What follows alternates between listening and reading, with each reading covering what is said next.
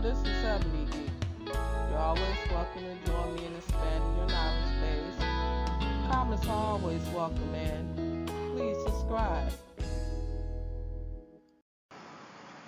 Hello, this is Ebonygeek45, and today is a good day to learn something. I am proud to say I've been getting these videos out pretty consistently, because I really want to get to actually starting to get back to the workbench and working with some experiments on a very basic level that can really get you into actually seeing how this all works. And one you will be doing will literally get your hands dirty, and I mean literally with dirt.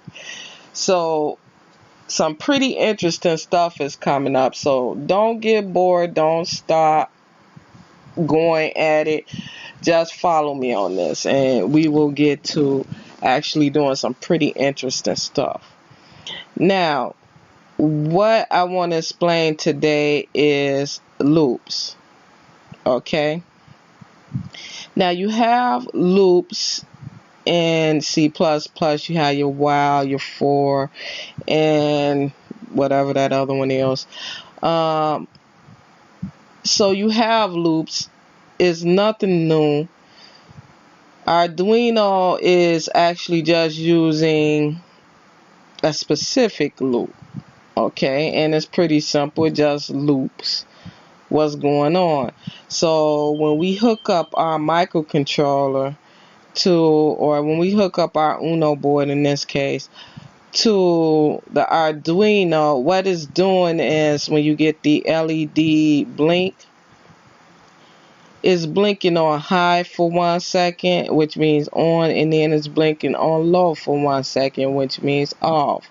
It's going by the directions we have in the functions here.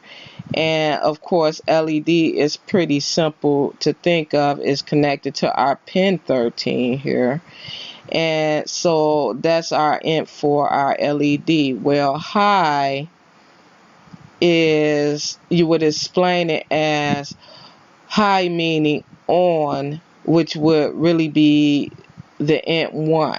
So you could really, when you say high, you're saying 1. 1 means yes, 1 means true, 1 means false. So it's on. Okay, so it's an integer. It means 1. Now, then you have the delay for 1000 milliseconds. Well, that's a second. So that's the instructions for on high. On low is pretty much the same thing. You have pin 13. On low though means 0. It's off. It's nil. It's none. So that's what low is, 0. So in other words, when you see low here, you could think of 0. When you see high here, you think of 1.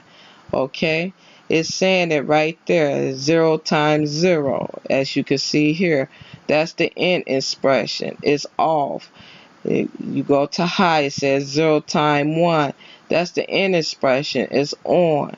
Okay, so understanding that, you see how we have numbers that's going into our, or numbers as ints. They are whole numbers that are going into our params to give us values for our params that our microcontroller is going to use. We have 1000 milliseconds here. These are values that our microcontroller is going to use. Okay, so we made these two functions, and what did we do? We put them in a loop. Okay, loop being the operative word here. It's going to go over and over and over again. And if you look at your Uno, you'll see it's going on for 1 second, then off for 1 second, then on for 1 second, then off for 1 second. It'll keep doing that as long as it got power, or until you change the code. Now, it's pretty ingenious the way they did that, because if you really think about the real world, a lot of things repeat over and over and over again. And if you think about it, that's the most tedious things that we have to do.